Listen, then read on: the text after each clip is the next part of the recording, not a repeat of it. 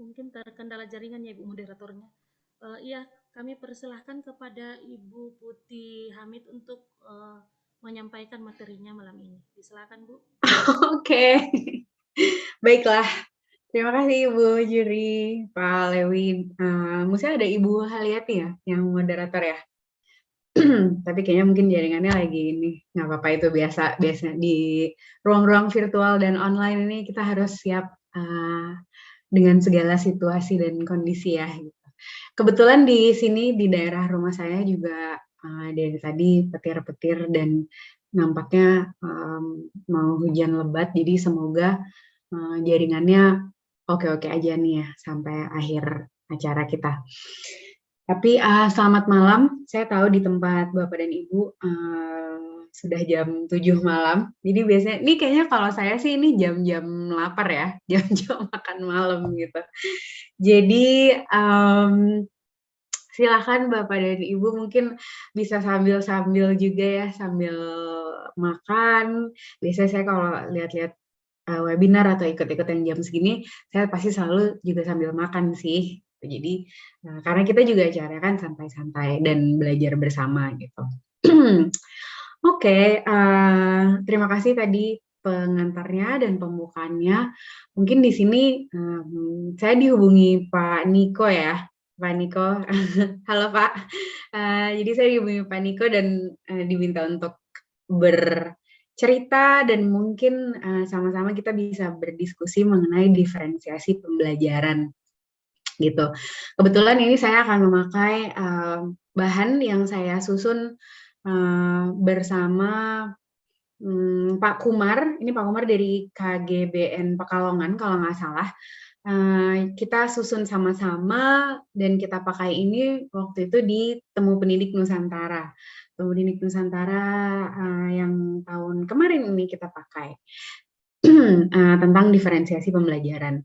Karena ini sifatnya juga santai-santai, jadi mungkin saya mengharapkan Ibu dan Bapak juga bisa berpartisipasi nanti melalui kolom chat ketika saya berbicara sedikit mengenai diferensiasi pembelajaran, lalu kita nanti bisa ditutup dengan sama-sama saling berdiskusi, saling berbagi praktik baik mungkin, atau saling berbagi concern atau pertanyaan gitu ya, sama-sama.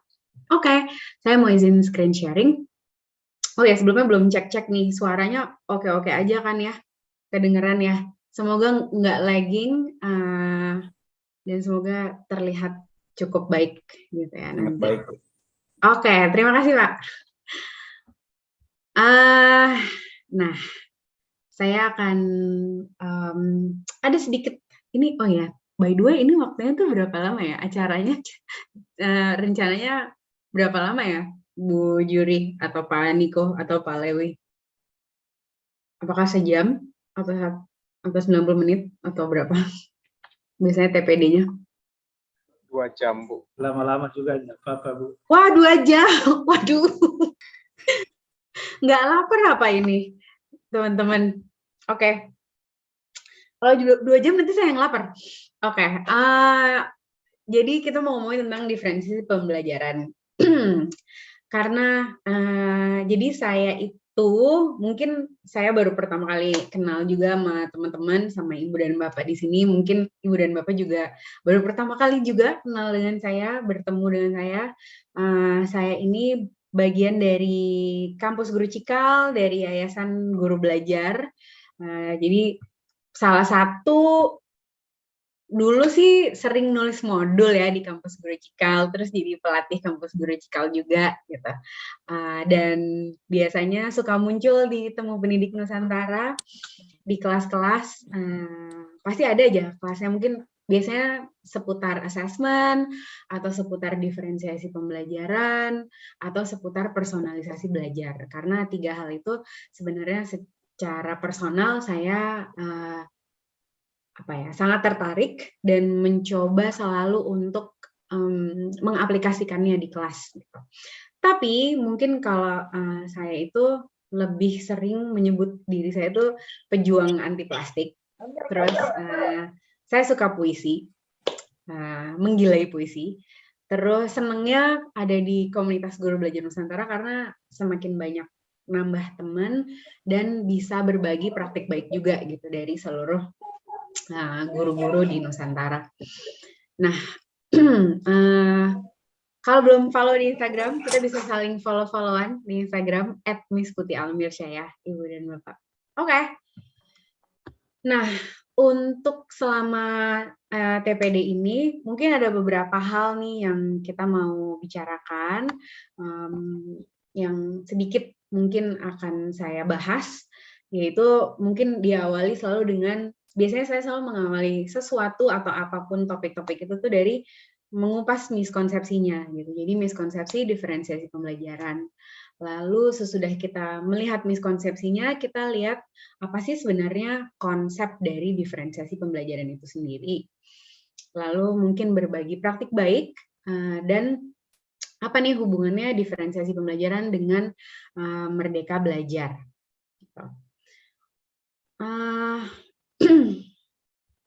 Berikutnya, mungkin ini ya, teman-teman yang ada di sini bisa berpartisipasi di kolom chat. Kalau teman-teman ditanyakan ini, kata apa yang terlintas untuk mendefinisikan diferensiasi pembelajaran versi Ibu dan Bapak? Silakan tuliskan di chat, di kolom chat. Kalau Ibu dan Bapak diminta untuk mendefinisikan diferensiasi pembelajaran, mau pakai kata-kata apa atau apa kalimatnya? Bagaimana sih Ibu dan Bapak mendefinisikan diferensiasi pembelajaran? Silakan.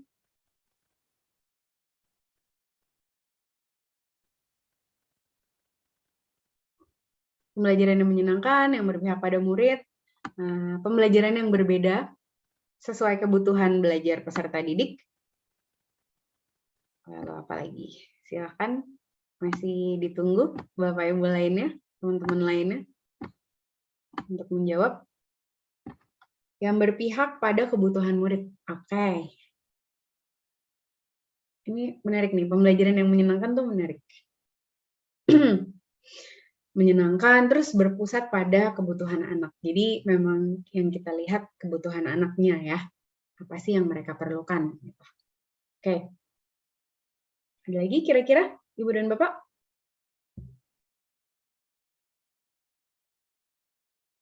Memberikan materi sesuai dengan kebutuhan murid. Pembelajaran yang dimulai dari konten, produk, hasil menyenangkan dan berpihak pada murid. Oke. Jadi konten, produknya, dan untuk hasil yang menyenangkan, lalu semuanya itu berpihak pada murid gitu ya. Oke.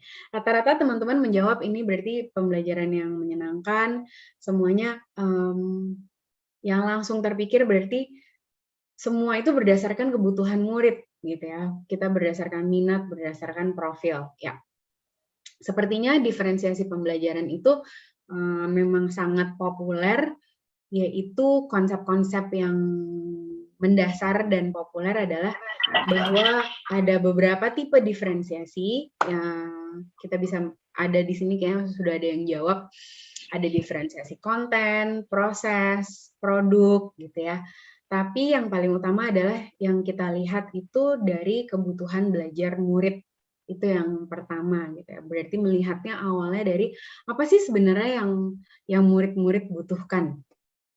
Nah, ada juga yang menjawab pembelajaran yang dapat diterima dan dapat dipahami oleh murid dan pembelajaran yang dapat memberikan kualitas maksimal bagi peserta didik. Ya, terima kasih telah memberikan definisi dari diferensiasi pembelajaran versi Bapak dan Ibu sekalian ya. Nah, sekarang kita mau berikutnya ini akan ada beberapa pernyataan gitu ya, Bapak dan Ibu, akan ada 5 kalimat kalau nggak salah, 5 kalimat pernyataan. Silakan Ibu dan Bapak menjawab apakah tim kuning atau tim biru gitu ya. Kalau tim kuning itu artinya tidak setuju dengan pernyataannya. Kalau tim biru itu artinya setuju dengan pernyataannya. Boleh ketika menjawab, saya tim kuning karena gitu ya. Diberikan juga nih alasannya, karena apa sih? Saya tim biru karena. Jadi silahkan dijawab. Dan silahkan pelan-pelan saja membaca kalimatnya. Kita tidak diburu-buru waktu, jadi silahkan Bapak dan Ibu membaca pernyataannya dengan seksama. Oke. Kita mulai dengan pernyataan yang pertama. Apakah Ibu dan Bapak, teman-teman di sini tim kuning atau tim biru? Ingat, kalau kuning itu tidak setuju, kalau biru itu setuju. Nah, kalimat yang pertama adalah diferensiasi pembelajaran terlihat seperti guru menyediakan macam pembelajaran berbeda untuk setiap murid di kelas.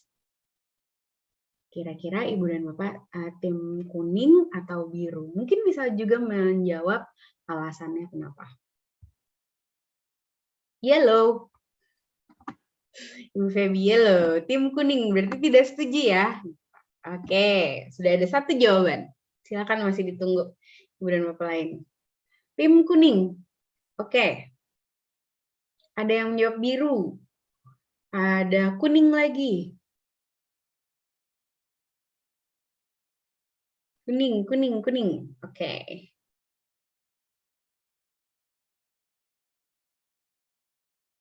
Tim biru. Siswa dapat memilih sesuai dengan kebutuhannya. Kuning. Tidak perlu berbeda setiap murid, penekanan lebih ke kebutuhannya. Kuning, kuning. Oke. Kuning because it's not for everyone. Ya. Oke, mau dengar kalau dari yang biru? Mungkin bisa dituliskan atau bisa menjawab langsung kalau mau. Yang kira-kira merasa menjawab tim biru, setuju bahwa diferensiasi pembelajaran itu berarti guru menyediakan macam pembelajaran yang berbeda untuk setiap murid di kelas nih. Jadi misalnya kita punya 30 murid, maaf. Jadi kita menyediakan 30 macam pembelajaran yang berbeda untuk setiap murid di kelas. Boleh ada yang menjawab atau menjelaskan lebih lanjut di kolom chat kenapa biru?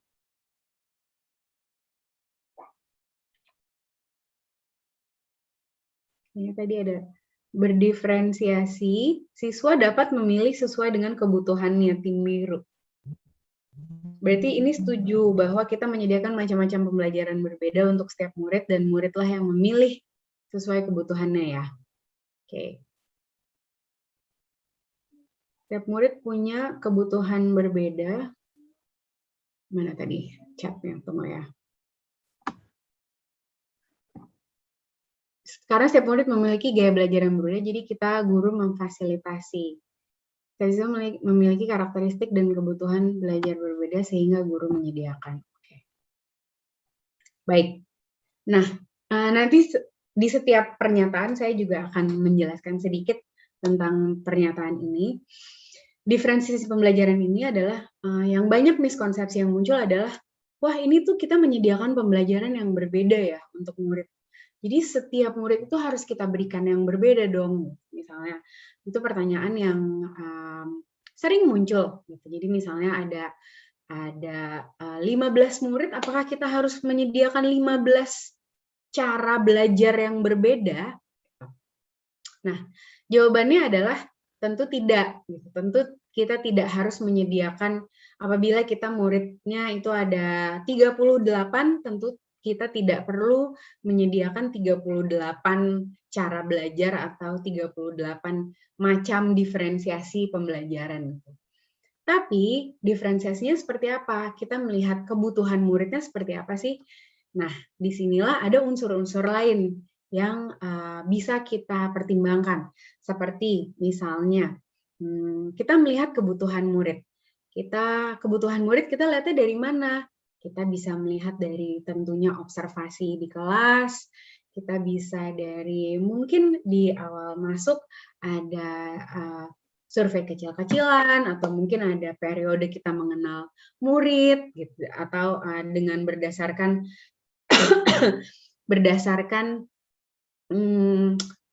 observasi yang kita lakukan, tentunya biasanya yang terjadi dan dari praktik-praktik yang terjadi dari sekumpulan murid, biasanya misalnya dikatakanlah ada 20 murid, itu biasanya memiliki kebutuhan yang serupa. Misalnya, oh ternyata 7 anak ini memiliki kebutuhan belajar dengan cara yang lebih efektif apabila dengan cara membaca. Oh ternyata ada 4 anak di kelas saya yang membutuhkan bantuan atau stimulasi benda konkret ketika belajar, misalnya ketika belajar matematika. Lalu ternyata ada 10 anak, 10 murid di kelas saya yang lebih belajarnya akan lebih terbantu apabila mereka ada yang ditonton, ada audionya, ada visualnya. Tentunya pasti ya kebutuhan setiap anak berbeda. Namun dari perbedaan itu semua bisa kita bentuk kelompok-kelompok kecil di mana disitulah yang kita diferensiasi. Jadi kita berikan diferensiasi misalnya proses. Anak-anak mau mempelajari perkalian gitu misalnya. Ada proses yang berbeda. Anak-anak yang memerlukan bantuan benda konkret, kita berikan benda konkret. Misalnya ada 5 anak ini perlu nih benda konkret. 4 anak ini perlu nih bantuan buku gitu misalnya, karena dia suka membaca dan harus lebih bisa apabila membaca. 8 anak ini perlu kita kasih video atau perlu dengan cara misalnya sambil lompat-lompat atau sambil bernyanyi gitu, karena dia harus ada gerakan-gerakan gitu, bantuan kinestetik untuk dia belajar. Jadi yang kita diferensiasi adalah 3 macam strategi atau proses belajarnya. Dan itu bukan memberikan perbedaan untuk setiap murid, tapi memberikan perbedaan dari kebutuhan murid-murid, pemetaan kebutuhan murid-murid di kelas. Gitu, Ibu dan Bapak. Oke, semoga itu cukup jelas pernyataan yang pertama. Sekarang pernyataan yang kedua. Strategi diferensiasi bertujuan untuk membuat kelompok murid dengan level tinggi dan level rendah. Ibu dan Bapak, kira-kira tim kuning atau tim biru? Kira-kira setuju atau tidak setuju? Tujuan dari diferensiasi pembelajaran adalah untuk membedakan supaya kita tahu mana nih kelompok murid yang levelnya tinggi dan mana yang levelnya rendah. Mungkin nih kayak, oh ini murid-murid yang oke nih, murid-murid yang cepat nih belajarnya. Ini murid-murid yang sedikit sulit, gitu, susah belajarnya. Perlu waktu, perlu bantuan berbeda. Kuning, kuning, kuning. Banyak kuning nih. Tidak setuju, gitu, karena ya betul Ibu dan Bapak. Karena sebenarnya strategi diferensiasi pembelajaran itu bukan untuk mendiskriminasi murid, tapi sebenarnya untuk memfasilitasi kebutuhan belajarnya. Sehingga yang kita lihat bukan seberapa cepat dia bisa memahami sebuah konsep atau memahami pembelajaran, tapi fokusnya adalah bagaimana kita bisa merancang pembelajaran yang sesuai dengan kebutuhan murid-murid kita. Apabila kita merancang pembelajaran yang sesuai dengan kebutuhan murid-murid, pasti semua murid bisa menyerap, memahami, mengaplikasikan, mempraktekkan semua pembelajaran yang mereka dapatkan di kelas.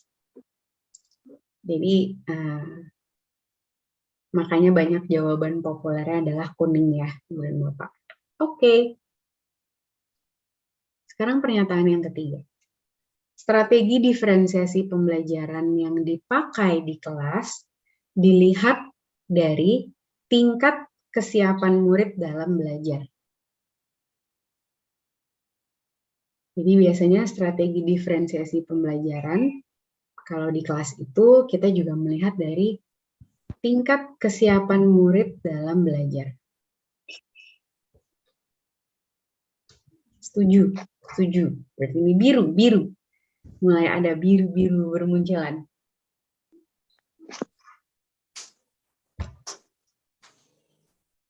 Kira-kira kalau menurut Ibu dan Bapak, apa sih yang termasuk dengan tingkat kesiapan murid dalam belajar? Atau kayak kesiapan seperti apa sih menurut Ibu dan Bapak? Apabila kita membicarakan mengenai kesiapan murid dalam belajar, kira-kira kesiapan seperti apa ya? Enggak sulit makan. Mana? Oh.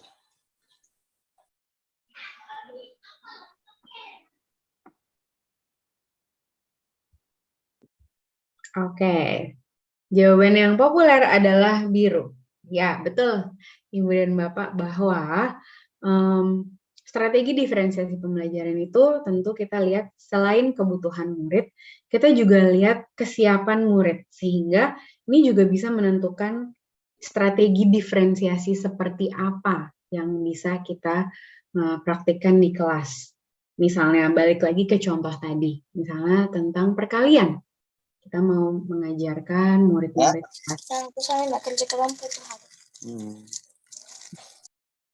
murid-murid kelas 2 atau kelas 3 belajar perkalian, mungkin ada kelompok murid-murid yang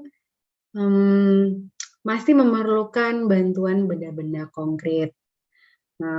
Lalu mungkin ada murid-murid yang sudah bisa mulai beralih ke abstrak sehingga sudah mulai bisa diberikan soal-soal yang hanya angka, gitu, angka dan simbol. Misalnya 3 kali 2, gitu, itu biasanya yang sudah siap, sudah bisa berpikir lebih abstrak. Mungkin ada murid-murid yang belum kuat konsep perkaliannya, perlu dibantu oleh benda konkret atau benda nyata, gitu ya. Jadi dengan objek. 3 dikali 2, berarti ada kelompok 3 benda dan ada 2 kelompok, sehingga ini loh maksudnya 3 kali 2 nih seperti ini kalau pakai benda.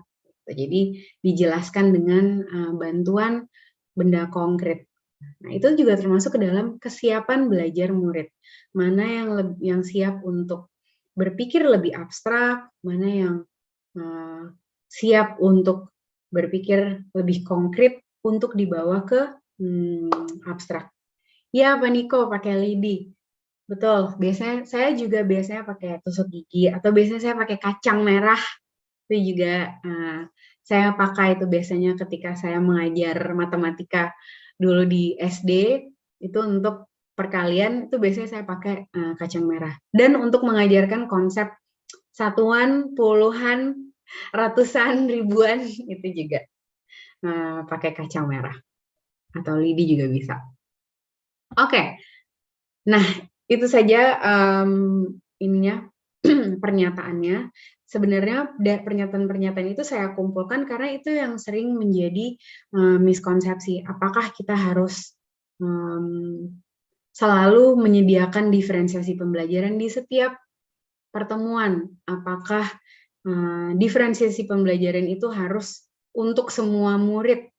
Jadi tidak boleh ada yang sama cara belajarnya.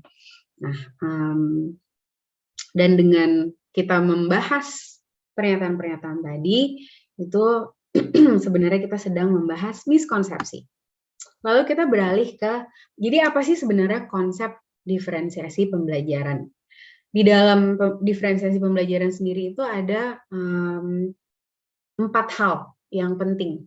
Jadi pertama kita mulai dengan profil murid, dan profil murid ini kita bisa dapatkan dari misalnya laporan perkembangan murid yang terdahulu. Jadi misalnya dari jenjang sebelumnya, atau mungkin laporan-laporan atau hasil observasi dari guru sebelumnya.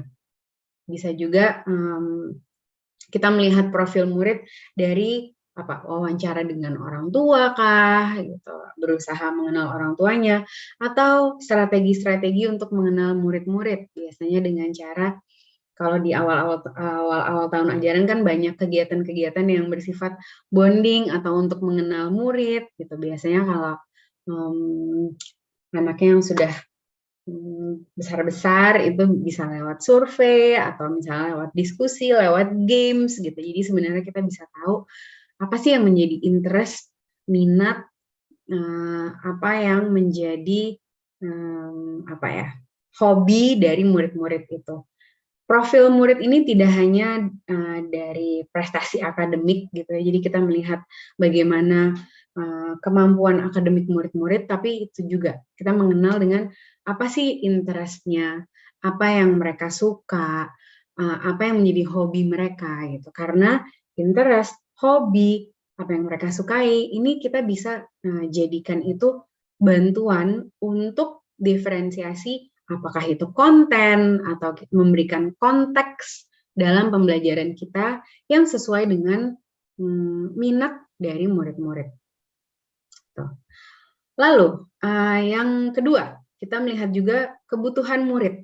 Kebutuhan murid itu kita bisa lihatnya dari apa? Jadi apa sih sebenarnya yang mereka butuhkan? Misalnya, kebutuhan ini bukan hanya mungkin dia perlu latihan lebih banyak atau mungkin dia belum bisa konsep sesuatu, tapi kita melihat lagi sebenarnya kebutuhannya apa, kemampuan apa yang dia harus kembangkan gitu. Misalnya di kelas 3 ini apa sih yang menjadi fokus kemampuannya yang dia harus kembangkan, misalnya kemampuan menulisnya yang masih perlu dilatih, lalu misalnya kemampuan dia untuk selalu melihat benda-benda nyata, atau kemampuan dia untuk memahami soal-soal mungkin yang bersifat abstrak gitu. Jadi kita melihat kebutuhannya tidak hanya dari segi akademis, tapi mungkin melihat juga dari segi kebutuhan belajar, gaya belajar, apa yang dia butuhkan.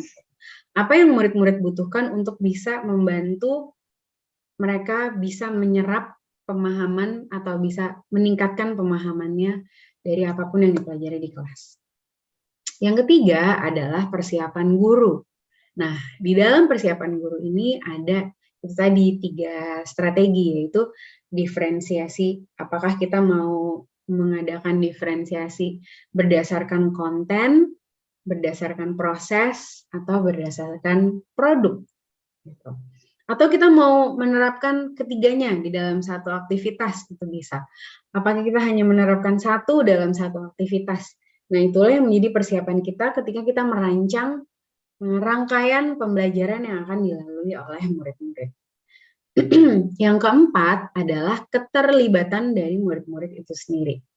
Keterlibatan murid ini yang dimaksud adalah dari kesiapan belajar murid itu tadi. Mungkin apakah murid telah siap diberikan konsep A atau konsep B. Kira-kira murid mana yang masih perlu penguatan konsep? Murid mana yang bisa saya stretch gitu ya, yang bisa kita tantang nih penguasaan konsepnya, bisa kita berikan hal yang mungkin lebih kompleks. Jadi itu kita bisa lihat dari kesiapan belajar dan ketertarikan murid. Di sini maksud dengan keterlibatan murid adalah kita bisa bertanya kepada muridnya. Kira-kira sesudah kita memberikan berbagai misalnya diferensiasi proses gitu dalam proses belajar, kita bisa tanya ke murid, gimana tadi rasanya belajarnya melalui dengan kita sama-sama nonton video, gimana tadi itu membantu kamu nggak sih dengan cara kita belajar misalnya di luar kelas? Apakah tadi membantu kamu dengan cara belajar kamu berdua dengan teman gitu, jadi berdiskusinya berpasangan dengan teman. Itu yang kita maksud dengan keterlibatan murid. Sesudah kita mengerjakan sebuah strategi pembelajaran, kita tanya umpan balik atau kita tanyakan, kita adakan proses refleksi dengan murid. Agar kita juga tahu apakah rancangan kita ini sudah efektif untuk murid. Apakah rancangan kita ini sudah tepat untuk murid. Jadi itu juga hal yang penting dalam mempraktikkan diferensiasi pembelajaran. Oke. Berikutnya, ada beberapa, ini yang paling populer juga, salah satu ibu dari diferensiasi pembelajaran adalah Anne Tomlinson. Kalau Ibu dan Bapak nanti mau banyak atau mau cari-cari referensi tentang diferensiasi pembelajaran, itu bisa googling Anne Tomlinson. Nanti saya tulis namanya deh di chat. Itu disebut-sebut banyak sebagai perintis atau ibu dari diferensiasi pembelajaran, yang sebenarnya dia sudah mulai memikirkan itu dari tahun 80-an kalau nggak salah ya, diferensiasi pembelajaran itu. Nah, yang paling populer adalah ada 3 ragam diferensiasi pembelajaran, yaitu konten, proses, dan produk. Kalau konten itu yang berhubungan dengan materi atau akses belajar. Jadi misalnya, mungkin saja materi yang digunakan di kelas, ini salah satu contoh rekan saya, guru sains, jadi IPA, untuk anak kelas 7, untuk anak kelas 7 berarti 1 SMP ya, 7 SMP, itu memberikan konten yang berbeda. Ada yang mempelajari tentang gelombang, ada yang mempelajari tentang energi gitu, karena dia melihatnya satu kompetensi, gitu. Jadi satu kompetensi IPA yang dia lihat, tapi materi kontennya berbeda, karena ada kelompok murid-murid yang menyukai energi, ada kelompok murid-murid yang menyukai wave and apa gitu waktu itu satunya. Jadi sebenarnya materi yang berbeda itu bisa juga. Itu salah satu cara. Jadi konten itu yang berhubungan dengan kita memberikan materi yang berbeda atau akses belajar yang berbeda. Proses ini sedikit mirip-mirip gitu ya dengan konten. Biasanya kalau ada diferensiasi konten, kurang lebih itu pasti ada diferensiasi proses juga gitu, secara otomatis. Salah satu contohnya adalah tadi dengan cara memahami konsep. Mungkin ada murid-murid yang lebih banyak, oke, kamu riset secara mandiri untuk tahu misalnya apa sih konsep dari misalnya apa artinya ekosistem gitu ya. Jadi misalnya kelas SD atau SMP mau mempelajari tentang ekosistem. Ada kelompok murid-murid yang diberikan video lalu mereka harus menganalisanya, ada yang mereka diberikan beberapa buku-buku tentang ekosistem, ada juga yang mengobservasi langsung. Itu kan sebenarnya kontennya sama tentang ekosistem, tapi prosesnya, cara memahami konsep, apa yang dia lihat, itu melalui observasi. Kalau buku berarti bisa baca-baca, mungkin bisa ada buku bergambar atau komik tentang ekosistem untuk anak-anak yang suka membaca, untuk anak-anak yang perlu bantuan audio, visual, bisa diberikan video, lalu minta mereka untuk membuat misalnya apa, peta pikiran, mind map, atau di list down apa yang mereka pelajari, dan semua nanti lalu saling berbagi. Itu diferensiasi proses. Produk adalah yang paling mudah terlihat diferensiasinya, karena murid-murid menghasilkan produk yang berbeda. Misalnya, untuk menunjukkan pemahamannya mengenai ekosistem, murid-murid boleh membuat menjelaskan tentang konsep ekosistem itu, boleh melalui video, boleh membuat diorama, boleh membuat presentasi, boleh membuat role play gitu ya, bermain peran. Maaf. Jadi produknya yang berbeda. Yang dilihat, yang dinilai bukan kualitas produknya. Jadi mungkin yang video lebih baik daripada yang membuat diorama, bukan itu, tapi yang dilihat adalah kompetensinya. Apakah dia bisa menguasai konsep dan bisa memperlihatkan tujuan pembelajarannya. Oke. Next. Biasanya kalau di pelatihan-pelatihan kampus Guru Cikal, itu kita ada satu lembar kanvas yang bisa membantu untuk menyusun diferensiasi pembelajaran. Selalu jadi dimulai di kolom yang kiri, yaitu profil murid. Kita bisa menuliskan profil murid apa saja sih yang ada di kelas. Misalnya anak-anak misalnya suka ini dari apa yang mereka suka, hobi, ketertarikan, minat. Lalu tujuan pembelajaran apa nih yang mau kita berikan di pembelajaran kali ini. Kita taruh tujuan pembelajaran kita, lalu kita lihat dengan ketertarikan murid-murid, dan kira-kira bukti atau assessment. Apa sih buktinya kalau anak-anak sudah menguasai ini, tujuan pembelajaran ini. Dari bukti dan assessment berarti misalnya membuat sebuah kampanye gitu, misalnya membuat kampanye tentang pengolahan sampah.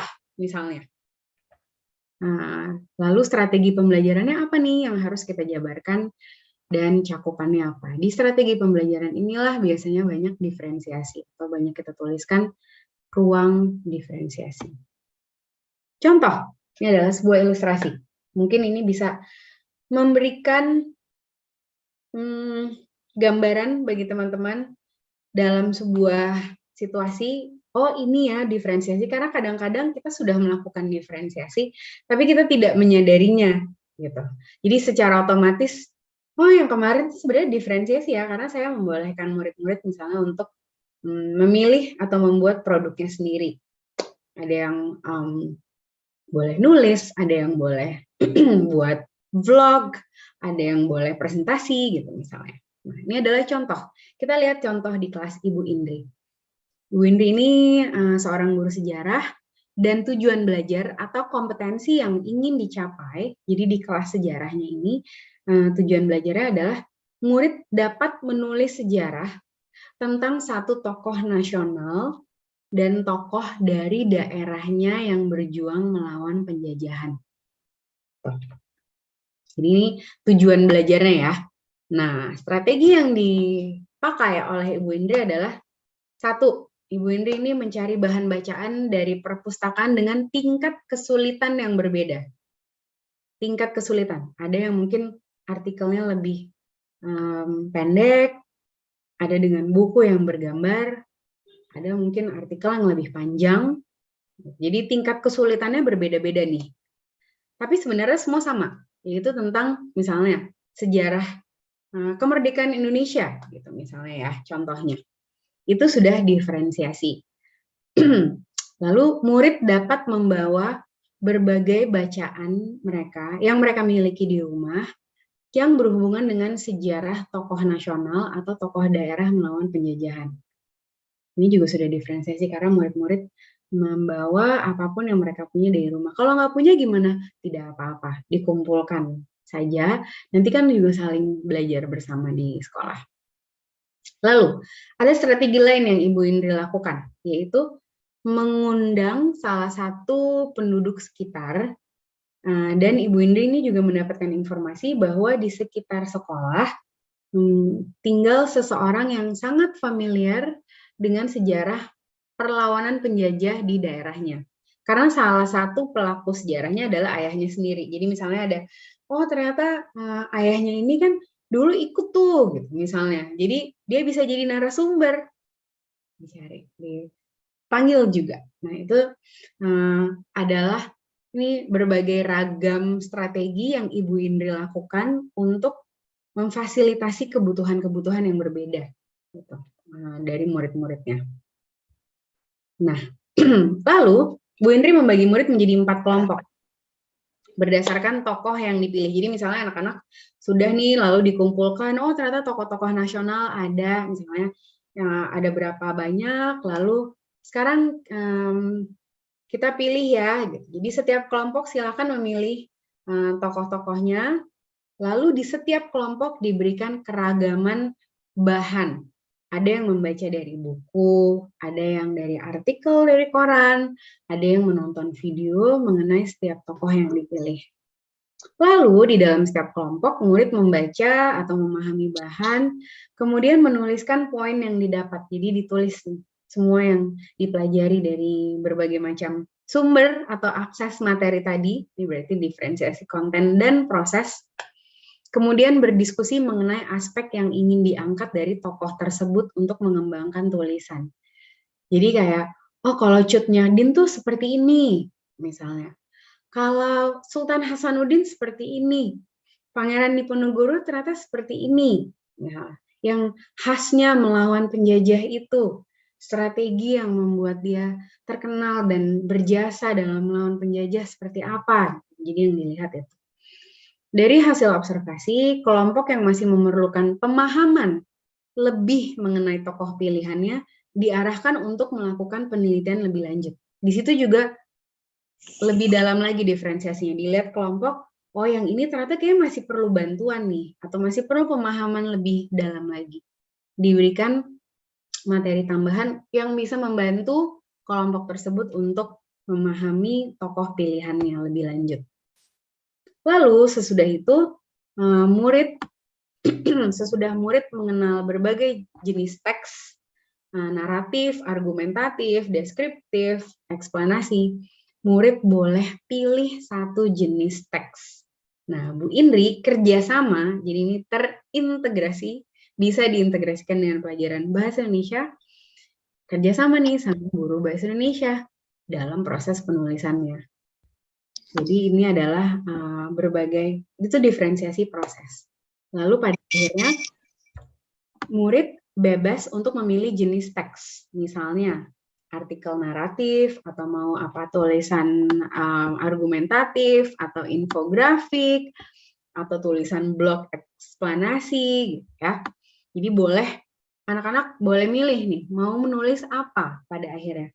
Lalu Bu Indri menggunakan satu rubrik untuk mengukur kemampuan murid dalam menulis sejarah tentang satu tokoh nasional dan tokoh dari daerahnya yang berjuang melawan penjajahan. Gitu. Jadi menggunakan rubrik yang sama tapi bisa fasilitasi berbagai pilihan produk dari murid-murid.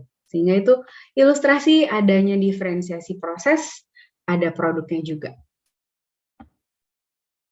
Nah, ini ada beberapa tautan, mungkin saya berikan tautannya di kolom chat. Ini mungkin yang saya pakai, ada beberapa contoh sih, contoh pembelajaran berdiferensiasi. Lalu di sini ada Padlet yang sudah dikumpulkan nih macam-macam strategi diferensiasi dari teman-teman, dari rekan-rekan saya. Lalu ini ada contoh RPP yang berintegrasi dengan KSE juga, kompetensi sosial dan emosional. Oke, sudah ada yang raise hand. Silakan, karena kita sambil diskusi, jadi kita sambil aja. Ini Ibu atau Bapak Yosi? Silakan. Ada yang raise hand? Ini ingin bertanya kah? Ini Pak Yosi atau Ibu Yosi kira-kira?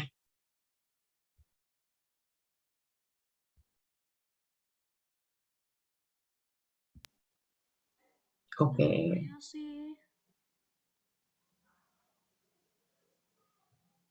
Pak Yosi. Atau janjian ketekan ya? Kayaknya, Bu. Oke. Berarti lanjut dulu ya. Nah, lalu jadi apa sih hubungannya sama profil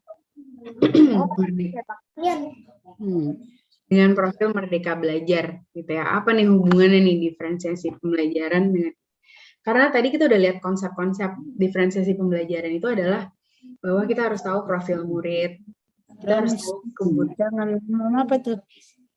Tuhan murid. Oke, lalu adanya persiapan guru yang harus dilakukan dan pentingnya untuk adanya keterlibatan murid. Kenapa begini, Nak? Tuh, kalau saya kasih besar. Dalam kaget.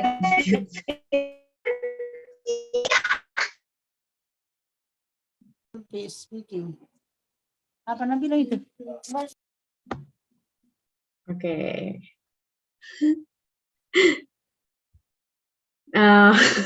Maaf ya, saya tuh mudah terdistraksi. Oke. Lalu hubungannya sama Merdeka Belajar itu kan sebenarnya di dalam elemen di dalam Merdeka Belajar itu adalah kita ingin supaya murid-murid itu membangun komitmen pada tujuan. Jadi kita juga komit pada tujuan belajar. Jadi sebenarnya kita balik lagi, apa sih sebenarnya tujuan belajarnya?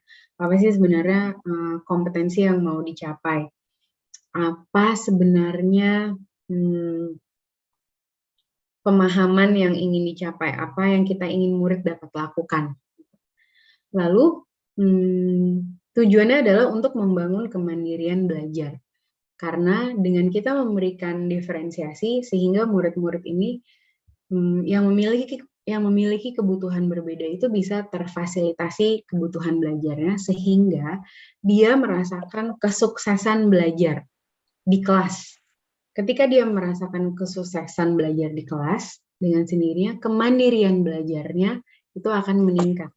Karena dia merasa bahwa, oh saya bisa melakukan ini sendiri, saya bisa memahami ini, sehingga muncul tuh kemandirian belajarnya. Dan pentingnya lagi, ini juga bisa membantu untuk menumbuhkan kebiasaan refleksi. Karena ingat, refleksi itu juga bagian besar dari strategi diferensiasi pembelajaran. Penting untuk kita berdiskusi, jadi tidak hanya merancang strategi dan merancang beberapa pembelajaran, beberapa pengalaman belajar, tapi juga berdiskusi dengan murid, apa sih sesudahnya, apakah mereka terbantu, bagaimana tadi gitu, apa rasanya, menurut kamu apa yang bisa dilakukan supaya kamu bisa lebih memahami ini gitu. Jadi dia anak-anak pun itu juga berefleksi dan murid-murid juga mengetahui bahwa guru saya ingin memahami saya agar saya bisa sukses dalam belajar. Dan itulah pentingnya diferensiasi pembelajaran, dan itu kuncinya yang kita ingin terapkan di murid-murid. Gitu. Mungkin sebenarnya kurang lebih materinya sebenarnya cukup sampai di situ, karena kayaknya dari tadi juga udah banyak materi. Mungkin saya bisa berikan waktu bagi teman-teman untuk bisa tengok-tengok contoh-contoh yang ada di sini, atau melihat metode dan teknik pembelajaran berdiferensiasi yang ada di sini. Ini ada banyak sekali strategi-strategi yang bisa dilakukan di kelas. Mungkin kita bisa, Ibu dan Bapak, teman-teman bisa baca-baca, lalu kita bisa berdiskusi. Dan tentunya kita bisa saling bertanya jawab. Oke, sekian sampai situ dulu. Dan kita Terima bisa kasih Bunda ngobrol-ngobrol. Putih. Sama-sama. Ya, terima kasih Bunda Putih. Sekarang kita buka sesi tanya jawab atau diskusi bersama dengan Miss Putih. Bagi Bapak Ibu yang ada pertanyaan bisa bertanya langsung atau di kolom chat. Terima kasih.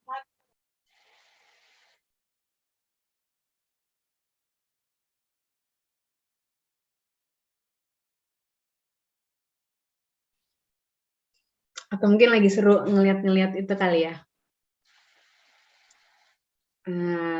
Apa tuh, Padletnya, ngeliat Padletnya, ngeliat contoh-contohnya. Mungkin sebenarnya kalau yang paling biasanya kalau dari saya ngobrol-ngobrol nih sama teman-teman dari KGBN juga, yang paling banyak ditanyakan tuh sebenarnya adalah, atau respon yang banyak didapat, sebenarnya diferensiasi ini tuh agak repot di awal ya, gitu. Karena mungkin banyak nih yang harus kita perhatikan gitu kan. Kayaknya kok udah ini sendiri, mungkin kayak udah banyak kekhawatirannya, atau aduh kayak repot banget nih harus menyediakan semua kebutuhan yang berbeda nih dari murid-murid gitu. Mungkin kalau saran saya mulai dari hal yang sederhana, karena kita juga harus mengetahui kira-kira awalnya tuh saya mau mencoba yang mana dulu ya gitu. Misalnya saran saya adalah cobalah dengan satu strategi diferensiasi dulu. Misalnya mau coba diferensiasi proses dulu gitu, berdasarkan kebutuhan yang ada nih dari murid-murid di kelas. Saya mau coba itu dulu. Gimana ya merancang nanti pembelajaran yang misalnya minggu depan dengan ada diferensiasi proses. Lalu sesudah itu berdiskusi dengan murid-murid juga. Gimana tadi rasanya? Kamu merasa ada yang berbeda nggak dari cara kita belajar hari ini? Misalnya, itu ditanyakan juga ke murid-murid. Nanti lama-lama itu kebiasaan. Dan pertanyaan yang sering muncul juga adalah, apakah di setiap pertemuan itu harus berdiferensiasi? Atau apakah harus ada ketiga diferensiasi tersebut? Misalnya, Apakah harus ada diferensiasi konten, proses, dan produk sekaligus? Jawabannya tentu tidak, karena pasti kebutuhan murid-murid itu semua adalah berbeda gitu ya. Mungkin saja kelas saya dan kelas Bapak dan Ibu berbeda gitu kebutuhan. Jadi nggak ada yang harus, nggak ada rumus pasti gitu. Sebenarnya di diferensiasi pembelajaran, kenapa nggak ada rumus pastinya? Karena kalau Anne Tomlinson tuh bilang kita kayak equalizer. Kalau misalnya kita nonton konser kan di belakang suka ada yang main-mainin soundboard gitu ya. Mana yang harus lebih kencang, mana yang harus lebih pelan, biar semuanya enak didengar gitu. Atau semuanya bisa menikmatinya. Nah sama, kita juga seperti itu. Mana nih yang harus kita kasih kompleksitasnya lebih banyak, mana yang harus kita kurangin, atau apakah kita mau diferensiasi proses dulu, atau mau kali ini kita coba diferensiasi produk. Ya. Tadi kayak ada manggil. Atau enggak?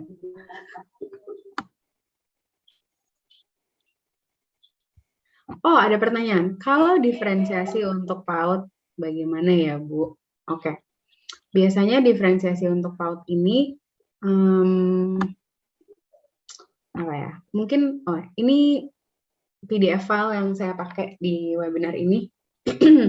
Silahkan di-download, ada di chat, di Zoom chat, bisa dipakai.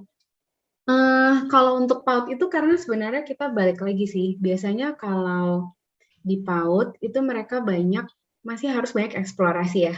Dari segi perkembangan psikologis murid-murid di PAUD itu mereka harus banyak eksplorasi. Baik itu eksplorasi atau diberikan banyak stimulasi gitu ya untuk motoriknya atau untuk indera-indera lainnya gitu.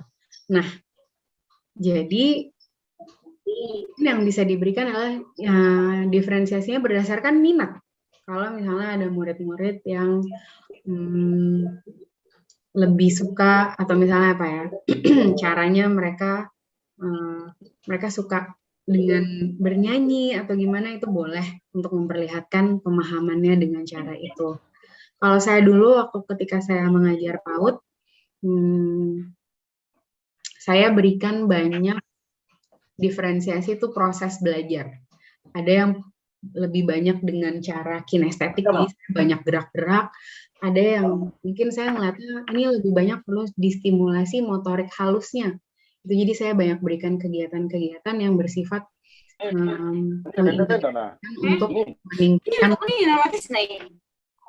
halusnya atau motorik kasar gitu. Jadi tergantung kebutuhan dari murid-muridnya. Itu kurang lebih diferensiasi untuk PAUD.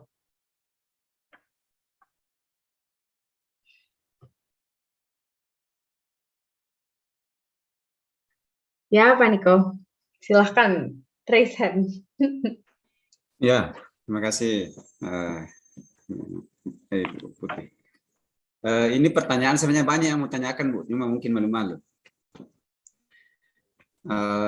Tadi karena lagi pendampingan itu juga saya dapat pertanyaan itu. Pertanyaannya gini, Bu. Untuk di sekolah kami kan sebenarnya sudah kami coba terapkan tahun pelajaran yang lalu itu kami coba mengundang Pak Yusak untuk datang memfasilitasi kami soal pembelajaran ini. Nah, tantangannya yang memang hampir semua kami mengalami adalah dalam hal pemetaan kebutuhan itu sendiri. Ya, dan ini ketika saya berjumpa dengan rekan-rekan guru, banyak juga yang tanyakan, nah bagaimana sih sebenarnya memetakan kebutuhan itu? Misalnya gaya belajarnya, minat belajarnya, bagaimana cara yang efektif atau strategi yang kira-kira paling cepat lah ya, yang bisa kita lakukan untuk pemetaan kebutuhan. Nah, misalnya apakah lebih menggunakan kuesioner, setelah itu kita verifikasi lewat wawancara, atau gimana tekniknya yang paling bagus? Misalnya untuk mendeteksi siswa yang auditori, visual, kinestetik itu ada enggak instrumennya yang memang sudah bisa tinggal kami pakai untuk itu. Nah, jadi nanti tinggal diverifikasi melalui wawancara. Karena di semester depan ini di sekolah kami akan menggunakan kurikulum baru. Jadi ya itu wajib kami lakukan di awal seperti tadi Putih singgung ya, mungkin agak lebih berat di awal tapi tidak apa-apa kalau cuma di awalnya kan. Ya itu dulu Bu. Oke Pak, makasih. Nah kalau dari pengalaman saya sih Pak, biasanya pemetaan ini kayaknya pertanyaan yang juga cukup sering muncul gitu ya. Tapi sebenarnya kalau menurut saya kuncinya sih satu sih, pemetaan kebutuhan itu tidak berhenti di satu masa gitu. Jadi bukan berarti kita mengobservasi untuk memetakan kebutuhan itu di awal tahun ajaran saja lalu berhenti dan kita tidak melihatnya kembali gitu. Karena kebutuhan murid-murid itu mungkin di awal tahun ajaran, dengan nanti di tengah-tengah semester, dengan nanti masuk semester 2, dengan nanti menuju tahun akhir ajaran itu pasti berbeda lagi. Kenapa berbeda? Karena pasti kompetensi dari murid-muridnya juga udah berbeda. Keadaan murid ketika sudah di tengah semester atau mau menuju akhir tahun ajaran pasti beda dengan keadaan mereka ketika baru masuk di awal tahun ajaran gitu ya. Jadi kadang-kadang itu memikirkan misalnya pemetaan kebutuhan tuh harus ada di awal. Kalau menurut saya pribadi dari yang selama ini saya terapkan sih Pak, itu justru itu saya juga sambil jalan. Jadi biasanya saya awal-awal biasanya saya mendedikasikan waktu di 2 atau 3 pertemuan pertama, mungkin 15 sampai 20 menit itu saya adakan games, atau misalnya saya adakan ngobrol-ngobrol. Jadi ngobrol-ngobrol kayak, "Hi, how are you guys?" Atau kayak, "Apa kabar?" Atau enggak misalnya kayak, share dong kemarin misalnya, ini paling sering saya tanyakan sih kayak, coba bagikan satu hal atau ceritakan satu hal yang membuat kalian misalnya di minggu lalu tuh yang membuat kalian ketawa banget gitu misalnya. Dari situ kan sebenarnya dari pertanyaan itu tuh kayak, aku lihat ada meme ini, aku lihat ada bercandaan di sosmed ini. Itu kan sebenarnya kalau kita lihat lagi, oh ini anak berarti dia suka pakai sosmed untuk melihat ini, atau dia sukanya joke-joke yang seperti ini gitu. Jadi dengan saya meluangkan waktu hanya 10, 15, 20 menit di setiap awal kelas untuk ngobrol dengan murid-murid, kebetulan 5-6 tahun terakhir tuh saya ngajarnya SMP SMA. Tapi dulu ketika saya ngajar SD primary gitu dan TK juga, ini juga sering saya lakukan. Di setiap awal mulai kelas pasti saya tanyakan dulu, kalian tuh lagi pada suka lagu apa sih gitu, atau enggak lagi pada suka nonton apa sih gitu. Jadi itu kayak itu sebenarnya kan juga kita ini ya, melihat minat itu satu. Kalau memetakan kebutuhan atau kompetensi atau gaya belajarnya, tentunya itu tidak bisa dilakukan semua kita hanya mengandalkan di asesmen diagnostik di awal gitu misalnya. Kuesioner itu hal yang oke, yang bagus untuk kita tahu secara general. Namun kita mendalaminya lagi, tapi tentunya sambil tahun ajaran itu berjalan.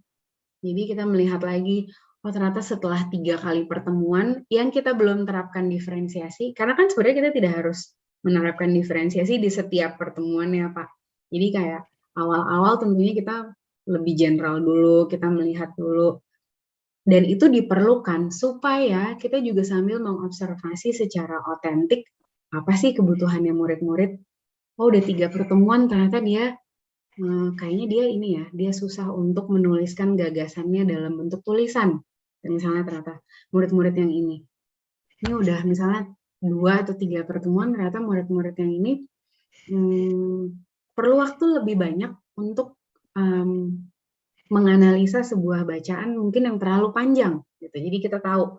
Jadi kalau Bapak tanya, ada nggak sih instrumen yang sudah pasti bisa digunakan? Mungkin itu tergantung sekolahnya sendiri. Apakah mereka punya kuesioner yang setiap tahun bisa dipakai untuk informasi awal. Namun sesudah itu tergantung kreativitas guru dan tergantung strategi gurunya masing-masing di dalam kelas untuk selalu memperbarui temuannya dan galiannya tentang murid-murid sendiri. Itu sih Pak. Kalau saya tuh selalu kalau jawab pertanyaan tuh kayak panjang banget nih, ini mohon maaf banget nih ya Pak. Semoga pada akhirnya tuh cukup menjawab. Ya gitu strateginya kurang lebih. Ya, saya tanyakan itu tadi karena misalnya gini ya, kami di SMK untuk mapel di kelas 10 itu ya kurang lebih 10 mapel. Ya, jadi katakanlah 10 kurang lebih 10 guru juga. Nah, maksud saya tadi kalau ada tools-nya itu yang memang betul hanya untuk informasi-informasi yang general karena nanti masing-masing guru kan masih akan melakukan pendekatan-pendekatan yang berbeda untuk mendapatkan informasi yang lebih rinci. Nah, cuma misalnya informasi-informasi yang misalnya pertanyaan, kamu itu lebih senang membaca buku atau misalnya lebih menyukai melihat video misalnya kan. Nah, kalau ada instrumen seperti itu yang ini kan bisa cuma satu kali dilakukan sehingga nanti ada profil-profil murid yang lebih yang sudah bisa didapatkan yang memang secara general tapi sudah menjadi bukan patokan sih. Sudah menjadi informasi awal bagi saya sebagai guru yang akan masuk di kelas itu sehingga ya saya tinggal melakukan ini pendalaman seperti yang Bung Menteri sampaikan tadi. Betul Pak, dan itu sebenarnya bisa dilakukan apalagi kalau misalnya murid-muridnya adalah mungkin murid-murid yang sudah besar ya, jadi sudah mulai besar misalnya dari SMP, SMA, SMK gitu. Itu bisa tuh dilakukan. Mungkin hasil dari kuesioner tersebut, mungkin wali kelas bisa membagikan atau memberikan tautannya kepada semua guru-guru mapel yang mengajar di level tersebut atau di jenjang tersebut, sehingga guru-guru punya gambaran awal, oh nih dari 30 murid ini ternyata oh yang si misalnya kayak Putih, Niko gitu ya, itu jadi kayak ada oh nih sukanya baca, misalnya siapa Budi, Upin, Ipin ini sukanya tuh nonton video ya gitu, jadi dia punya.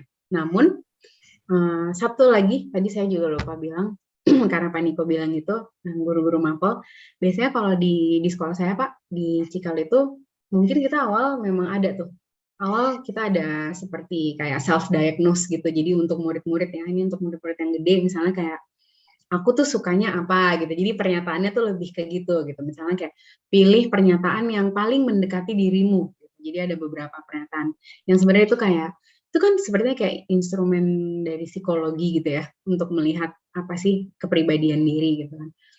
Dari situ dibagikan ke semua guru-guru yang akan mengajar di jenjang tersebut. Misalnya waktu itu saya mengajar kelas 10, 11, 12, jadi saya diberikan tuh hasil kuesionernya. Dari situ biasanya 2 minggu sekali semua guru yang mengajar di jenjang itu kita ada meeting. Dan di meeting itu misalnya kita lihat ada concern nggak ke murid-murid tertentu atau enggak ada yang mau di-share nggak dari murid-murid, misalnya kayak minggu ini nih misalnya Putih nih minggu ini lagi ini deh kayak hilang fokus atau hilang konsentrasi gitu di kelas Inggris gitu misalnya. Terjadi juga nggak sih di kelas IPA atau nggak di kelas matematika gitu, nanti gurunya ngomong gitu. Jadi itu kayak kita juga saling cross check, saling koordinasi apa yang terjadi di kelas kita masing-masing untuk sama-sama melihat alignment dari murid tersebut gitu. Sehingga murid tersebut tuh juga nantinya merasa tersupport dari semua gurunya, tidak hanya dari satu bidang mata pelajaran saja gitu sih. Dan itu bagus banget untuk misalnya ada murid-murid yang struggling atau mungkin sedang kesusahan nih satu konsep tertentu atau mungkin dia kayak lagi ada masalah, lagi ada konflik gitu. Jadi kita kan bisa semua cukup tahu gitu dengan kondisinya. Ya Pak Yusak, paling tidak pemetaan berdasarkan kesiapan belajar itu juga bisa. Begitu Pak Niko? Baik Bu, terima kasih. Memang rencananya kami di semester depan itu ya itu pertama ada general dulu, mungkin akan kerjasama dengan teman-teman guru BK ya supaya itu tadi ada informasi awal untuk kami guru mapel yang akan masuk. Lalu nanti juga kan asesmen non diagnostiknya juga bisa diikutkan di situ ya, misalnya bagaimana kondisi orang tuanya, bagaimana kondisinya di rumah, Betul. Gimana segala macam itu perlu. Waktu saya SMP dulu malah sudah dilakukan kok sebelum Oh ya, sebelum saya masuk itu saya ditanya dengan ini guru saya bilang gini, biasanya makan apa lauknya di rumah apa? Saya bilang ikan lure. Itu tapi jarang. Jadi paling banyak sayur kayak gitu. Jadi saya baru ingat sekarang, oh itu dulu. itu dulu Itu tujuannya sebenarnya gitu guru ya. saya mau mendeteksi bagaimana Betul. apa namanya di rumah ini anak ini dan seterusnya. Heeh. Cuma mungkin Dan sekarang sudah biasanya jarang Pak, lagi dilakukan. ada itu juga bisa diberikan kalau ini berbagi pengalaman lagi. Di sekolah Cikal kita juga memberikan kuesioner kepada orang tua. Jadi nggak hanya ke murid-muridnya, jadi orang tua mungkin kayak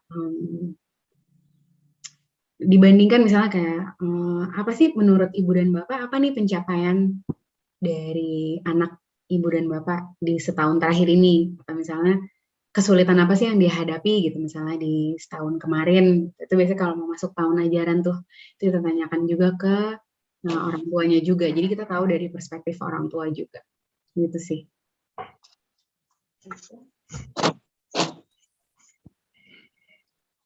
Oke. Ya, apakah ada pertanyaan lainnya dari teman-teman, ibu dan bapak? Di situ udah jam 8.15 ya. Ayo, mumpung ada Miss Putih nih dari mana? Bintaro ya? Iya, dari Bintaro.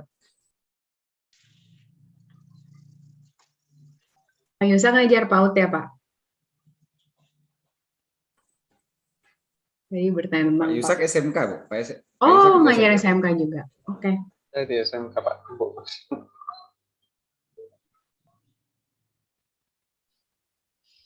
Atau mungkin ada yang mau berbagi cerita bahwa ternyata, oh saya kemarin mencoba menerapkan, pernah ternyata misalnya strategi diferensiasi pembelajaran. Misalnya. Berbagi praktik itu juga seru loh. Ya Pak? Boleh saya sedikit? Boleh dong Pak. Terima kasih. Jadi ini sedikit pengalaman saya di sekolah. Sebenarnya kan kita selama ini tuh terlalu fokus, biasanya itu terlalu fokus kepada pembuktian secara fisik. Artinya secara tertulis ya. Sehingga memang banyak teman-teman ketika mendengarkan tentang diferensiasi, maka mereka langsung mengeluh, wah ini banyak sekali nanti dokumen-dokumen yang harus disiapkan, mana lagi pemetaan, mana lagi materi-materi yang harus disiapkan sesuai dengan kebutuhan dan sebagainya. Ini pemahaman yang kalau saya bilang sedikit keliru. Saya di sekolah, Bu, di RPP saya itu tidak tercantum bahwa berdasarkan hasil pemetaan ini yang saya sampaikan, tetapi secara lisan itu diferensiasi saya itu terjadi. Artinya kondisi-kondisi yang di dalam kelas pada saat kita membuat RPP dari rumah bisa saja berubah setiap saat karena kondisi yang kita lihat di dalam kelas kita yang berbeda. Jadi memang saya sepakat sekali bahwa sebenarnya diferensiasi itu tidak harus bahwa semua proses itu baik dari segi konten, proses, dan produk itu terjadi dalam waktu pertemuan satu kali. Bisa saja produk diferensiasi dari segi produk, karena terus terang setelah pandemi terjadi atau pembelajaran daring terjadi, anak-anak ketika diberikan tugas itu mereka banyak sekali yang tidak terlalu peduli dengan itu, sehingga memang diferensiasi produk berdasarkan tugas-tugas yang diberikan itu bisa kita berikan peluang kepada seluruh murid kita sehingga mereka bisa menyampaikan produk-produk mereka dalam berbagai bentuk sesuai dengan keinginan mereka. Ini sangat penting Bapak Ibu karena memang keluhan kita selama ini terjadi seperti itu, banyak anak-anak yang tidak masukkan tugas. Ini kondisi di sekolah Bu Putih ya, kondisi di Toraja seperti itu Bu. Jadi ini salah satu tips dari saya ya, diferensiasi produk lah untuk menyelesaikan hal itu. Kemudian yang berikutnya terkait dengan kesiapan belajar, ini terkait dengan keadilan pembelajaran untuk semua anak. Jadi dengan kesiapan belajar ini kita memberikan keadilan kepada anak-anak kita, terutama bagi mereka yang mungkin daya ingatnya itu atau daya tangkapnya itu agak lambat, sehingga memang bayangkan saja Bu Putih ya, kalau kita mengajar anak-anak kita itu matematika misalnya, kita tidak pernah selama ini, bukan tidak pernah tapi jarang ya kita melihat bahwa yang saya ajar ini tingkat pemahamannya kira-kira tercapai enggak, mereka bisa mencapai enggak pembelajaran yang akan saya ajarkan ini. Misalnya kita mengajar mereka pembagian, sementara ada teman-temannya yang penjumlahan saja 1+1 saja belum paham bagaimana mereka mau membagi. Ketika terus kita aja tidak peduli dengan mereka-mereka yang masih di bawah ini, maka akan semakin ketinggalan mereka. Kita selalu mengejar tingkat ketercapaian pembelajaran sesuai dengan standar-standar yang di atas, sementara anak-anak di bawah ini akan semakin tertinggal, dan akhirnya apa? Mereka tidak termotivasi untuk belajar, merasa tidak terpenuhi kebutuhannya, sehingga terjadilah ya sikap-sikap negatif yang ada di dalam kelas kita. Jadi mungkin itu sedikit yang saya alami, yang terjadi di kelas saya ya, di kelas saya. Syukur dengan adanya diferensiasi ini, terus terang anak-anak merasa sudah mulai, pokoknya motivasinya mereka sudah mulai sedikit meningkat. Saya kira begitu Bu Putih, terima kasih. Terima kasih banyak Pak Yusak, sharing pengalamannya dan tipsnya. Menurut saya itu penting banget ya Pak Yusak, untuk selama pandemi tadi Pak Yusak bilang, apalagi kita waktu belajar dari rumah gitu ya, diferensiasi yang paling banyak bisa dilakukan atau yang paling mungkin adalah diferensiasi produk. Betul sekali Pak Yusak, itu tadi Pak Yusak tadi juga bilang ini adalah keadaan di tempat Pak Yusak ya, berarti di Toraja gitu kan. Nah, murid-murid saya pun Pak, itu tuh juga ketika saya lagi mengajar kelas 12 nih sekarang ya, itu juga saya sering bertanya, kira-kira dari sini, karena saya mengajar sastra Inggris gitu ya, jadi saya tanya, menurut kalian apa cara yang paling tepat menurut kalian untuk menunjukkan bahwa kalian paham ini? Jadi saya bebaskan ke murid-murid maunya apa, dan ada yang menjawab kayak, Miss aku mau nulis esai, atau Miss aku mau ini, nanti di sini bisa menjelaskan. Jadi yang dan mereka udah tahu, yang mereka tanyakan sebenarnya yang mau dilihat tuh kemampuan kita untuk analisa kan ya Miss gitu. Jadi misalnya mereka tahu tuh yang dilihat adalah kompetensinya, lewat apanya itu pilihan dari mereka sesuai dengan mereka. Dan jadi benar tadi Pak Yusak mengingatkan saya, ya selama pandemi ini dan belajar dari rumah, itu diferensiasi produk sangat bisa dilakukan. Dan tadi dengan kesiapan belajar, benar, karena itu bisa membangun adanya rasa merdeka belajar juga nih di kelas gitu kan, membangun komitmen murid-murid, membangun persepsi murid-murid tentang kesuksesan belajar, memberikan mereka banyak kesempatan untuk merasakan sukses belajar di kelas. Makasih Pak Yusak. Semangat ya, ngajarnya semangat terus mengajar anak-anak SMK di sekolah. Oke, ada lagi mungkin Ibu dan Bapak lain yang mau berbagi praktik lain yang pernah dilakukan gitu. Saya ingat mungkin kalau itu salah satu bahan yang tadi saya berikan juga tautannya, itu yang sering saya lakukan adalah saya memberikan seperti ibaratnya kayak menu belajar gitu ya ke murid gitu, menu belajar ke murid. Jadi saya berikan, oke, ini ada beberapa pilihan yang kamu bisa lakukan. Sebenarnya konsepnya adalah sama ketika kalau kita datang ke restoran, kita kan tahu ya makan gitu, dan tapi makanannya itu ada pilihan ini sesuai apa yang kita mau. Nah, ini sama menu belajar.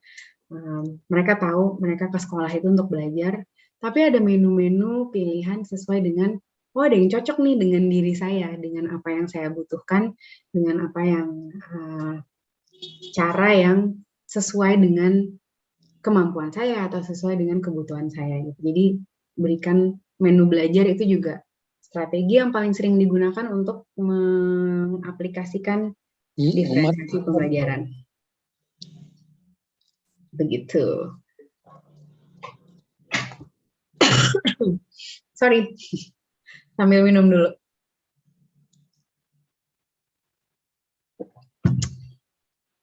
Apakah ada lagi, teman-teman? Biasanya, ini beneran biasanya TPD-nya tuh 2 jam ya, Pak? Lebih, Bu. Masa? Ayo Bapak Ibu yang masih ada yang kurang dipahami Kami bisa pernah di dipertanyakan. room sampai jam hampir setengah 11. Oh iya. Kita biasa sepuasnya, Bu. Sepuasnya. Oke deh. Soalnya biasanya saya kalau di undang-undang ini atau TPD atau gitu biasanya kan 1,5 jam tuh biasanya paling ini. Tapi oke. Tergantung Ibu dan Bapak. Ayo teman-teman kalau ada yang mau sharing. Atau ada pertanyaan? Atau ini, yang Ada bagaimana? di room chat. Ada di room Oke. chat, Bun. Bagaimana menghadapi peserta didik yang kadang merasa bosan dengan cara yang dilakukan oleh guru sekalipun telah menyampaikan materi dengan cara yang menarik dan berbeda dari cara sebelumnya. Oke. Biasanya ini juga pernah terjadi lah. Namanya juga mungkin kalau kita ingat-ingat ya, nggak usah murid-murid gitu. Kita dalam kerjaan aja kan setiap hari ada lah ya titik jenuhnya gitu kayak lagi kurang mood nih gitu, lagi kurang semangat nih gitu kan. Nah, tapi sebenarnya itu wajar, itu adalah hal yang wajar, Ibu dan Bapak. Yang penting adalah kalau diferensiasi pembelajaran ini mau menyasar rasa sukses. Jadi murid itu merasa belajar di kelas, ada kesuksesan bahwa, oh saya bisa melakukan ini. Gitu. Kalau dia kayak merasa bosan, cara yang paling ampuh biasanya yang saya gunakan adalah tentunya dengan diskusi dengan muridnya. Gitu. Jadi itu dari pengalaman tuh biasanya itu yang paling ampuh. Kalau kita tanya ke muridnya, biasanya aku mulai dengan, dan biasanya saya tuh diskusi nggak di kelas, Ibu dan Bapak. Kalau dulu nih sebelum zaman pandemi, saya ini termasuk guru yang paling sering kalau lagi rehat gitu ya, istirahat makan siang atau istirahat pagi gitu tuh membaur dengan murid-murid. Apalagi kalau makan siang, pasti saya tuh pindah-pindah meja. Ikut yang grup yang sini, nanti kelompok sini, untuk ngobrol-ngobrol aja. Lalu biasanya kalau lagi jam-jam istirahat, nanti ada anak yang saya mau ajak ngobrol, udah saya ajak ngobrol aja. Kamu lagi, how are you gitu, biasanya saya tanya gitu sih, kayak apa kabar, apa yang lagi dirasain, gitu, atau enggak kayak, kalau kamu harus pilih satu kata nih untuk mendeskripsikan mood kamu akhir-akhir ini apa sih, gitu kan. Oh gitu, iya sih, soalnya mungkin kalau dari aku nih, menurut aku satu kata mood kamu tuh lagi begini, bener nggak sih? Gitu. Karena itu yang terlihat nih sama aku akhir-akhir ini. Kenapa ya? Gitu. Cerita dong. Gitu. Emang panjang sih prosesnya. Karena namanya juga memahami manusia ya. Memahami manusia kan nggak bisa langsung gitu. Jadi kalau menurut saya yang cara terampuhnya adalah tentunya dengan diskusi sama murid-muridnya. Dan diskusi dengan guru lain. Apakah perilaku ini juga muncul nih di pelajaran-pelajaran lain? Gitu. Dan mungkin ada strategi yang digunakan oleh guru mapel lain yang bisa membantu murid tersebut atau bisa connect sama murid tersebut. Gitu. Nah itu juga bisa kita lakukan. Sehingga dialog antar guru mapel itu sangat-sangat penting untuk dilakukan. Gitu. Jadi kalau bisa ada menemukan waktu sebulan sekali atau sebulan 2 kali untuk duduk ketemu. Biasanya nih kalau di sekolah saya kita namakan meeting level gitu. Jadi kayak meeting yang untuk jenjang tersebut. Kelas 10 gitu misalnya, atau kelas 6 gitu, guru-guru yang mengajar kelas 6 saling update. Nah, di sini tuh bisa tuh disebutkan, ini kok Putih kayaknya 2 pertemuan terakhir kalau di ini lagi kayak demotivasi. Terjadi nggak sih? Kayak gitu sih, Bu. Jadi bisa cari solusinya tuh sama-sama dengan guru lainnya juga. Nggak, bebannya tidak kita pikul sendiri. Karena diferensiasi itu perlu bantuan dari ekosistem dan bantuan dari komunitas juga. Bukan hanya di kelas kita sendiri saja. Gitu. Bagaimana cara mengajar yang tidak monoton agar murid tidak merasa bosan, nggak merasa jenuh pada saat mendengarkan guru menerangkan? Tentunya dengan banyak strategi ya, Pak dan Bu dan teman-teman di sini. Kita lihat lagi gitu. Mungkin apakah kalau pertemuan kemarin ini udah banyak ngobrolnya gitu ya, misalnya kayak banyak menerangkan. Pertemuan ini game apa ya yang bisa dipakai gitu misalnya. Permainan apa ya? Atau pertemuan berikutnya narasumber siapa ya yang bisa saya panggil? Atau pertemuan berikutnya materi atau akses konten apa saja yang bisa saya berikan ya kepada anak-anak, lalu strategi belajar yang seperti apa yang bisa digunakan gitu. Sehingga tentunya kita tidak harus setiap pertemuan kita yang menerangkan, gitu. Karena kan strategi belajarnya juga berpihak pada murid. Dan yang paling gampang adalah gimana sih caranya supaya mengajar nggak monoton? Tanyalah kepada murid-murid. Kamu tuh paling enjoy kalau atau nggak gini, kelas seperti apa sih yang bisa membantumu untuk lebih fokus dalam belajar? Biasanya itu yang juga saya tanyakan. Kelas seperti apa? Terlihat seperti apa? Terdengar seperti apa? Terasa seperti apa? Itu biasanya ditanyakan tuh ke murid-murid, dan di situ keluar tuh. Itu kan sebenarnya juga termasuk kebutuhan murid. Nah, di situ juga. Itu kurang lebih. Ini adalah ngobrol sama muridnya sih. Semua ini kalau di diferensiasi pembelajaran tuh fokusnya adalah diskusi dengan murid, refleksi dengan murid,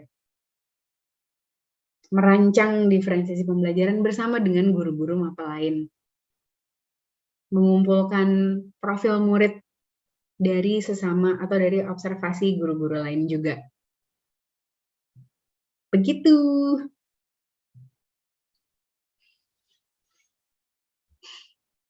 Ini kayaknya yang lain sambil makan siang ya, makan malam ya.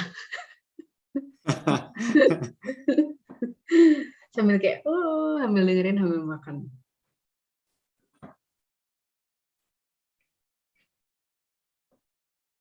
Ada lagi kah, Ibu dan Bapak?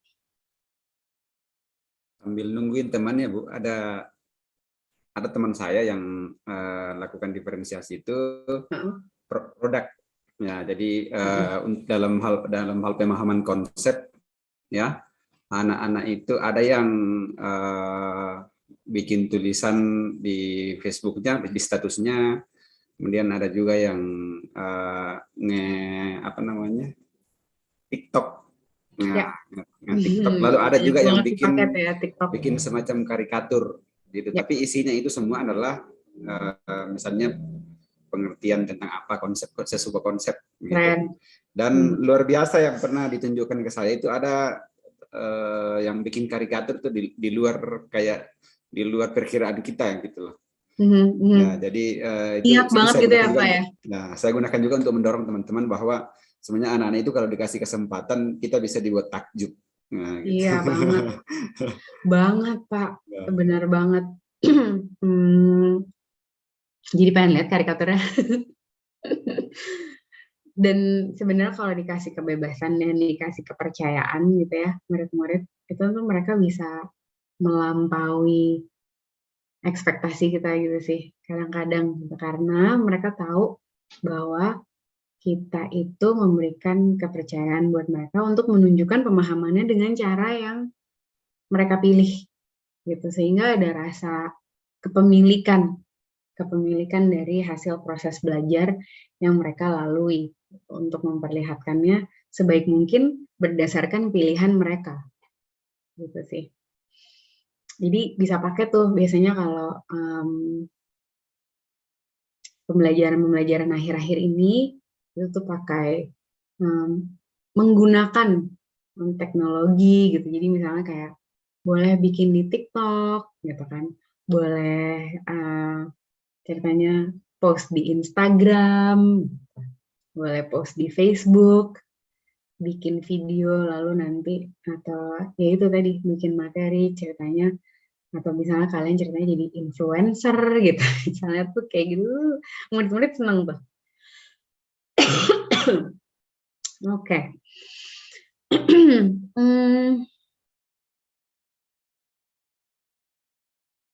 Oke, jadi pendidikan yang saya terima sebelumnya, cara pembelajaran di kelas itu sesuai dengan keinginan guru atau maunya guru mengajar. Iya, ini kan cara lama ya. cara dahulu, cara konvensional, dan terbawa saat saya juga menjadi guru. Ya, tapi kan kita untungnya kita semua di sini memiliki motivasi dan semangat yang sama untuk tidak mengulangi itu dan lebih berpihak pada murid gitu. Makanya kita sama-sama belajar di sini ya, Bu. Nanti setelah ikut workshop tentang pembelajaran diferensiasi, ikut PGP. Nah, di PGP juga ada. Kebetulan saya tuh juga dari angkatan 1 sampai angkatan 4, sekarang angkatan 5 ya, mau mulai. Itu tuh fasilitator, instruktur dari PGP juga gitu. Dan di PGP tuh ada tuh materi diferensiasi juga. Nanti bisa ikut belajar ya, Bu. Paradigmanya mulai berubah, merubah sedikit demi sedikit, mencoba metode yang baru dalam proses belajar ya. Untuk konsisten mempraktikkan diferensiasi adalah satu, kita juga harus sabar dengan diri sendiri gitu ya, sabar dengan diri sendiri, mencoba dan memberikan ruang untuk Nah, itu duanya. memberikan betul Pak, memberikan ruang untuk belum tentu semua perencanaan atau rancangan kita tuh langsung sukses dalam sekali coba, dan itu nggak apa-apa gitu, dan itu yang harus kita ingat juga. Saya sering kok Ibu dan Bapak, teman-teman udah merancang terus ternyata kok ternyata murid-murid ternyata kurang pas ya. Aku pikir aku udah kenal nih sama murid-murid sampai udah tahu ternyata kurang pas. Terus bisa di situ tuh biasanya saya juga langsung bilang, guys, nih kan kalau saya manggil murid-murid guys ya, atau gengs gitu biasanya kan. Guys, tadi rasanya gimana sih gitu, kayak ya, dan mereka tuh cukup jujur. Aku pikir aku tuh tadi pakai strategi ini karena aku pikir kalian tuh butuh ini dan ini gitu kan. Enggak, Miss, sebenarnya yang penting kalau kita ini tuh kita lebih nyaman gitu. Mereka tuh udah terbiasa tuh ngasih tahu bahwa it's okay kok, Miss, gitu. Misalnya kayak, Miss, next time ini dong kita mau dikasih misalnya kayak bahan bacaannya tuh yang lebih kompleks, atau misalnya mereka bahkan juga bisa minta sendiri gitu. Jadi it's okay to make mistakes kalau lagi mencoba menerapkan diferensiasi pembelajaran. Itu sih yang penting.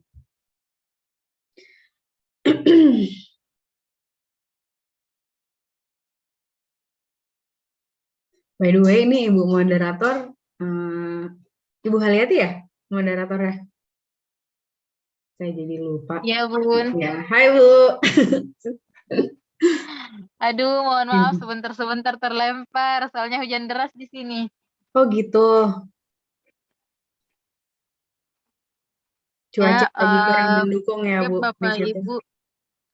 Iya, malam ini lagi kurang stabil jaringannya. Kenapa Pak Bu? Oke, Bapak Ibu sekalian, kalau sudah tidak ada yang mau ditanyakan, mungkin diskusinya bisa kita tutup. luar biasa sekali materi dari Ibu Putih hari ini, Semoga dari malam membantu. hari ini. Ya, sangat luar biasa materinya,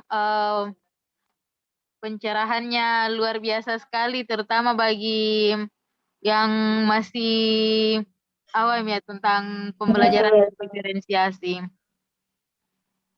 Apalagi sekarang ini memang masih banyak sekolah yang belum menerapkan, jadi mesti banyak-banyak belajar. Sekali lagi terima kasih Bu Putih atas materinya. Diskusi malam ini kita tutup dan waktu dan tempat saya kembalikan ke Ibu Juri selaku host. Selamat malam, terima kasih.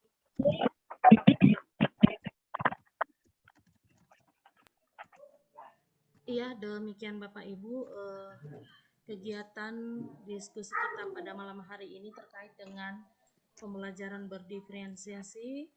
Terima kasih Miss Putih yang telah memberikan kita materi dan berbagai pengalaman terkait dengan pembelajaran berdiferensiasi. Terima kasih rekan-rekan pengurus KGBN yang boleh hadir dan berpartisipasi dalam kegiatan ini. Terima kasih untuk kita semua yang sudah meluangkan waktu untuk boleh sharing bersama di dalam kegiatan malam hari ini. Kita akan menutup kegiatan kita malam hari ini. Sebelumnya kita berdoa bersama sesuai dengan agama dan keyakinan kita. Doa dimulai.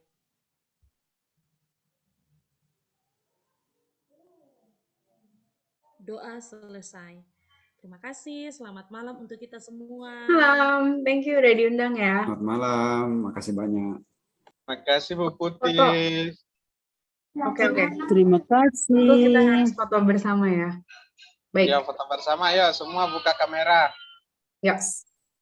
Ya, ayo semua buka kamera. Banyak nih, masih banyak nih yang belum nih. Bu Sulfa, buka kamera Bu Sulfa. Ibu Risma. Oke. Terima kasih Bu Putih sudah berbagi. Sama-sama Ini luar Pak. biasa sekali. Ada yang bisa bawa ini ya? Ada yang bisa ambil foto ya? Saya bisa Silakan ya Bu. Waduh, mandiri nih. Nah, ini Sumbernya. ini tanda toraja nih pematerinya yang disuruh ambil foto. Oke, silakan page 1 dulu ya. Semuanya senyum. 1, 2, 3. Tidur. Oke, sekarang page 2. Ada yang masih mau buka kamera? 1, 2, 3. Satu lagi, oke, udah. Sisanya nggak ada yang buka kamera. Sekali lagi deh yang tadi pada buka kamera. Senyum semua. 1, 2, 3. Iya. Oke. Terima kasih banyak. Terima kasih. Kasih. Ibu Sama, Bu. Malam. Sudah Selamat menyita istirahat. waktunya Bu Putih. Terima kasih Nah, banyak. makasih udah diundang. Selamat istirahat. Terima kasih. yang sudah kita